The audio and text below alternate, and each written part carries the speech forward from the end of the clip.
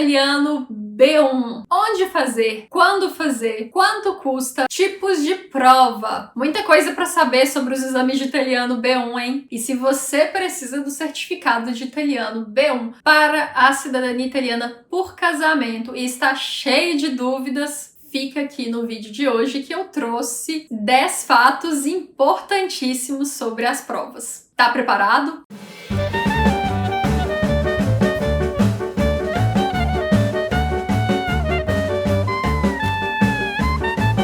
Tchau, eu sou a Clícia, a sua professora de italiano com foco nas provas de italiano B1. Eu sei que quem precisa fazer uma prova de italiano, um exame de italiano, normalmente precisa entender muita coisa aí envolvendo este universo dos exames de proficiência linguística. E eu recebo muitas perguntas lá nas caixinhas de pergunta que eu faço no Instagram. Inclusive, se você ainda não tá seguindo no Instagram, segue lá, @celifatile, que lá eu também posto muitos conteúdos. E com base nessas dúvidas que eu recebo por lá, eu trouxe o vídeo de hoje contando 10 fatos super importantes sobre a prova de italiano B1. Fato número 1. A prova de italiano B1 é de nível pré-intermediário. O que significa? Significa, gente, que é um nível que não é ainda muito básico, mas também não é muito avançado e não tá bem ali no nível intermediário, nível acadêmico, mas tá ali bem caminhando entre o básico e o nível intermediário, por isso que a gente chama de pré-intermediário.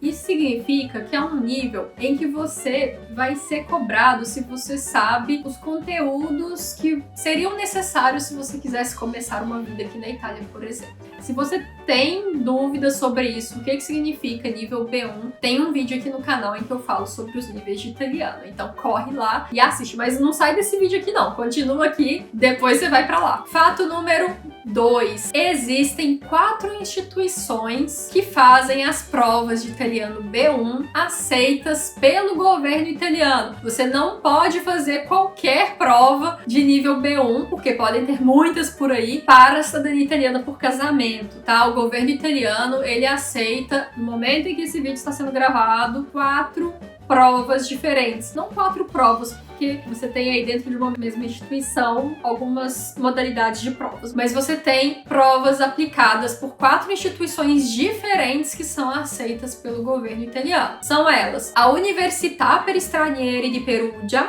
que aplica o CELI. Você tem a Università per Stranieri di Siena, que aplica o CILS, a Società Dante Alighieri, que aplica o PLIDA, e você tem também a Università Roma 3, que aplica o CERT.it. Claro que dentro do CELI você vai ter a versão Standard, a versão Cittadinanza, dentro do CILS também, versão Standard e versão Cittadinanza, ambas são aceitas para o processo de cidadania, então não é necessariamente que você tem só 4 provas que você pode fazer, porque cada uma dessas instituições pode aplicar aí 2 modalidades diferentes, por exemplo. Porém, você tem apenas 4 instituições que aplicam exames aceitos pelo governo. Você precisa fazer de uma dessas 4 para conseguir dar entrada no seu processo de cidadania italiana por casamento, tá bom? Fato número 3, que eu até já comecei a falar um pouquinho dele aqui no fato número 2, é que existem 2 modalidades para a prova B1. Como eu disse, tanto o CELI quanto o CILS fizeram aí uma segunda modalidade, que é o módulo Cittadinanza, também aceita pelo governo italiano. Você tem a prova Standard, que é a prova tradicional, né, que já existia a modalidade padrão, que é o CELI B1 Standard e o CILS B1 Standard, que são mais antigas e são aceitas pelo governo italiano, mas essas 2 instituições elaboraram também um módulo Cittadinanza, tá? Que é uma prova um pouco diferente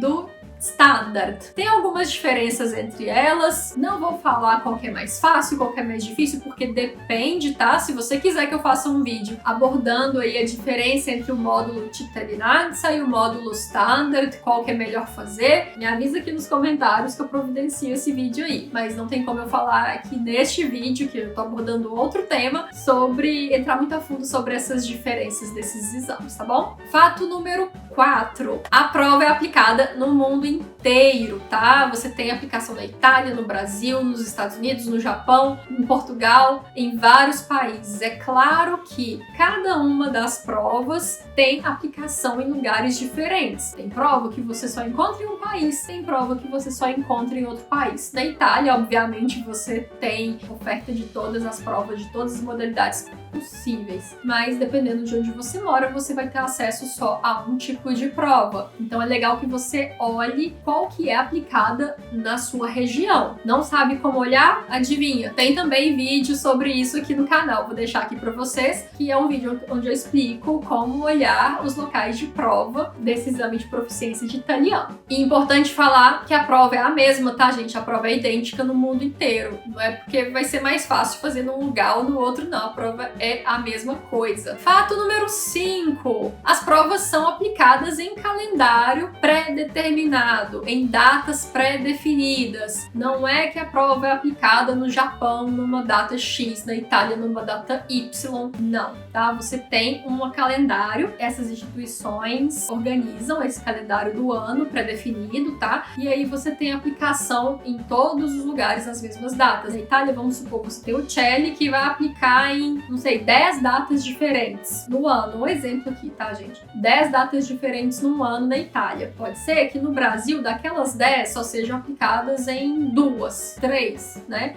Vai depender, mas são sempre datas que também são aplicadas na Itália, não são datas aleatórias, tá? Então, se você não sabe quando vai ser aplicada, tem também vídeo sobre isso aqui no canal e eu vou deixar aqui pra você. Fato número 6. A prova não tem validade. Você pode fazer a prova hoje e daqui a 5 anos fazer o seu pedido de cidadania italiana por casamento sem o menor problema. Você pode fazer sim, porque a prova não tem validade. Não é como algumas provas de inglês que tem validade 2 anos. Não, a prova de italiano não tem validade, ela é vitalícia. Fato número 7. A prova tem um valor aproximado de 100 euros. Esse é o valor aplicado nos institutos que elaboram as provas, é o valor inicial. Por que eu falo inicial? Porque cada centro aplicador que vai aplicar a prova deste instituto pode colocar uma taxa ali a mais do próprio centro, dependendo do país que você vai fazer, se é fora da zona do euro, vai depender muito também do valor da cotação atual. Então, o ideal é que você procure o centro aplicador e olhe diretamente com eles qual que é o valor da prova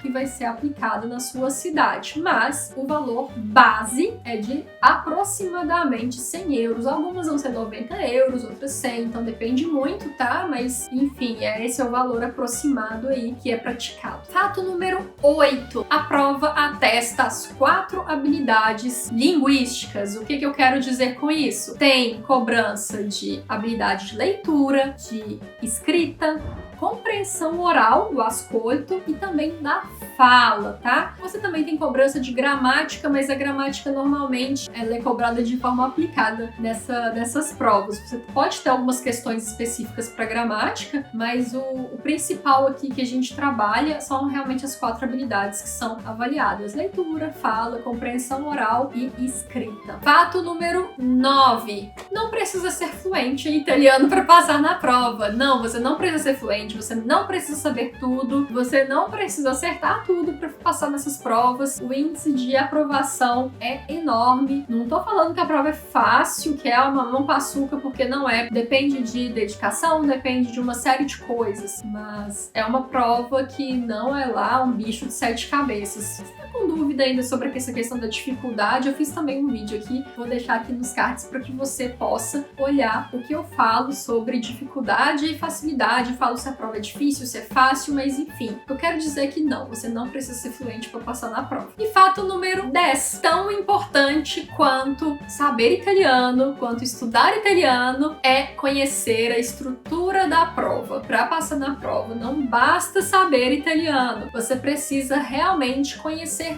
muito bem a estrutura da prova. O que eu quero dizer com isso? Você precisa saber das regras da prova que você vai fazer, você precisa saber o tipo de questão que cai, você precisa treinar a questão do tempo para resolver as questões, você precisa ter tempo de prática e fazer as provas antigas, você precisa entender muito bem o exame que você vai fazer, porque eles são diferentes entre si e você tem que estudar com foco no exame que você vai fazer. Bom, dentro desse universo aí dos exames de proficiência em italiano, existem muitas particularidades. E eu trouxe aqui aquelas que geram mais dúvidas, então é como se fosse as perguntas mais frequentes que eu recebo lá no Instagram. Eu não consigo realmente abordar cada detalhe sobre cada um desses fatos aqui nesse vídeo. Eu dei uma pincelada geral para já te ajudar aí no início dos seus estudos, mas como você já deve ter percebido, aqui no canal tem muito vídeo onde eu falo detalhadamente sobre vários desses pontos. Então, claro que eu sempre recomendo uma super maratona aqui do canal, tem vários vídeos, você pode olhar aqui nos vídeos do canal, se inscrever, ativar o sininho, enfim. É muito importante que você conheça bem a prova, então é importante que você entenda como tudo funciona e eu estou aqui para isso, para te ajudar a ir fazer a sua prova de uma forma muito mais tranquila para você conseguir ser aprovado e ter a sua cidadania italiana por matrimônio. Agora me conta aqui, você já sabia desses fatos? Qual que te deixou mais surpreso? Bom, isso é tudo. Nos vemos no próximo vídeo. Tchau!